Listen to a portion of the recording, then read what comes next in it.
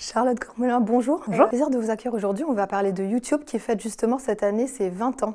Je vous laisse vous présenter avant. Oui, avec plaisir.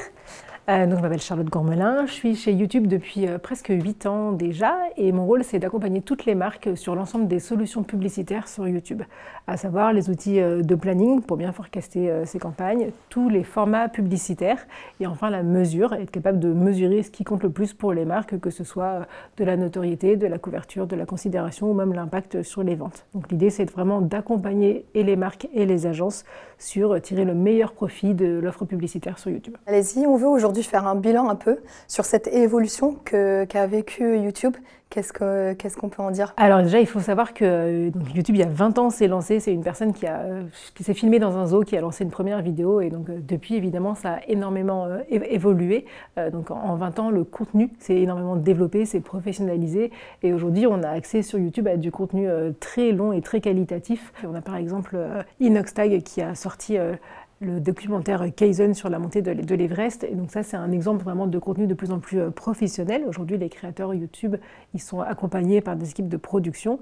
Mais il y a aussi des anciens de la télé, comme Élise Lucet ou Claire Chazal, qui viennent sur YouTube, qui créent leur chaîne pour aller chercher de nouvelles audiences et élargir aujourd'hui leur bassin d'audience et leur communauté. Le dernier exemple en date, c'est Eric et Ramzy. Ils ont ouvert leur chaîne YouTube il y a 3 jours seulement et ils ont sorti une vidéo et en fait, c'est déjà 2,5 millions de vues en 3 jours seulement, donc c'est un succès énorme pour ces anciens de la télé qui viennent aussi chercher des nouvelles audiences sur YouTube. Donc ça, c'était vraiment la première grande révolution des 20 ans de YouTube sur tout ce qui est l'aspect du contenu qui est délivré et mis à disposition des audiences. Et donc forcément, la deuxième grande évolution, c'est les audiences elles-mêmes, puisque historiquement, YouTube, c'était une plateforme de jeunes, où uniquement les jeunes regardaient des vidéos. Et en fait, ces jeunes ont vieilli avec la plateforme et continuent à être très fidèles à la plateforme, à y trouver le contenu qui leur tient à cœur. Mais en parallèle, on continue à parler aux jeunes, puisque aujourd'hui, tous les mois, il y a plus de 15-24 ans sur YouTube que sur TikTok. Donc en fait, malgré l'explosion des réseaux sociaux et malgré la diversification du choix et toutes les possibilités pour les jeunes, et ben, les jeunes sont très fidèles à la plateforme et continuent à regarder des vidéos beaucoup sur YouTube. La dernière révolution en 20 ans, c'était vraiment l'évolution des usages en tant que device de consommation. Donc quand la plateforme s'est créée il y a 20 ans, c'était sur un ordinateur, avec ça qui existait à l'époque. Puis est arrivé l'avènement du mobile, l'explosion des smartphones. Donc on a pris l'habitude de consommer de la vidéo un peu partout, c'était facile, c'était très agréable. Et puis est arrivé le Covid, on a passé beaucoup de temps tous enfermés chez nous, on a pris le temps d'explorer un petit peu tout ce qu'on pouvait faire sur les télés connectées. Et de là est arrivé vraiment l'essor de la Connected TV pour YouTube. Et aujourd'hui, c'est devenu le deuxième écran pour regarder YouTube. Donc aux États-Unis, c'est même le premier écran pour regarder YouTube. Donc on ne serait pas surpris si dans les prochains mois, prochaines années, en France aussi, la télé devient le premier écran pour regarder YouTube. Et d'ailleurs, le temps passé sur l'écran télé, il a augmenté de 35% en 2 ans. Donc c'est vraiment aujourd'hui un écran incontournable pour la plateforme et c'est un magnifique écrin pour les marques aussi. Et concrètement, justement, pour les marques, qu'est-ce que ça veut dire cette évolution et aujourd'hui tout ce large panel que vous proposez en termes de format, d'usage, tout ça? Ben, pour les marques, il y a beaucoup d'avantages. Le premier étant le multiformat, puisque du coup YouTube met à disposition plein de formats différents. Donc pour les créateurs, c'est une liberté d'expression qui est très importante, puisqu'ils peuvent faire du très long, du très court, des formats verticaux ou horizontaux, de l'audio, etc. Pour les marques, ben, c'est la même liberté d'expression et c'est le même bénéfice, être capable d'avoir des assets différents pour toucher leur audience là où elle est, au moment où elle y est, et surtout sur des formats qui dégénèrent beaucoup d'attention. Donc pour générer de l'attention, et je sais que c'est un sujet très important pour les marques, en fait il faut être sur le bon média, donc le bon device, le bon format publicitaire, le bon environnement de diffusion, mais il faut aussi avoir la bonne création et toucher la bonne audience. Donc pour les marques sur YouTube, avoir la bonne création, ça veut aussi dire jouer avec les codes de la plateforme.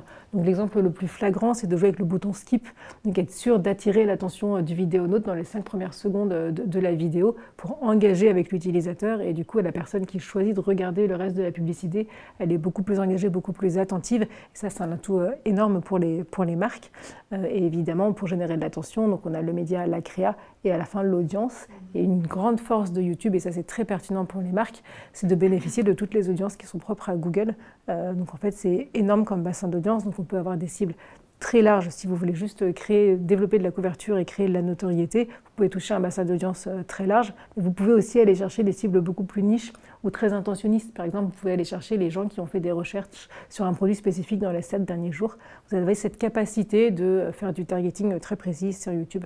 Donc soit à très grande échelle pour des stratégies plutôt haut de funnel, soit sur des stratégies très niches, d'audience très niche, mais en tout cas, ça va avoir un impact sur les marques. Et ce qui compte pour les marques, surtout, c'est d'aller chercher évidemment du ROI, puisque le but ultime de toute marque, c'est de vendre son produit et d'avoir un bon ROI.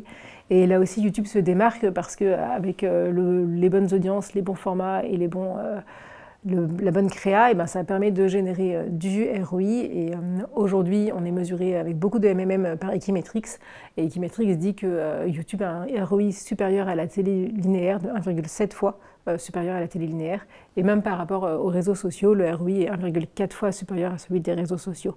Donc il y a un véritable attrait pour les marques à aller bénéficier du multiformat et de toutes les possibilités de YouTube. Pour continuer dans cette lignée d'évolution, à quoi ressemble YouTube demain ? Alors c'est une très bonne question. Je pense que YouTube demain va continuer à être très très présent sur l'écran télé et surtout je pense que ça va rester la plateforme de choix parce que sur YouTube on a la possibilité et pour les utilisateurs et pour les créateurs et pour les marques de trouver une variété de contenus infinie, une richesse et de plus en plus qualitatif, de plus en plus professionnel. Et en fait, ce contenu va continuer à générer de l'audience. Et dans un monde où probablement les annonceurs vont devoir faire de plus en plus de choix, parce qu'on est face à une diversification telle qu'on ne va pas pouvoir tout faire tout le temps, il va falloir choisir. Je pense que YouTube va rester la plateforme de premier choix pour les marques, de par son impact et aussi grâce à la puissance de l'intelligence artificielle qui va vraiment aider à l'optimisation des campagnes. Donc ça, c'est un autre attrait pour les marques d'être capable de se reposer sur l'IA, sur Google, pour optimiser automatiquement leurs campagnes publicitaires en fonction d'un objectif précis. Et donc je vous donne juste un exemple de qu'est-ce que ça veut dire l'utilisation de l'IA dans les campagnes pub sur YouTube.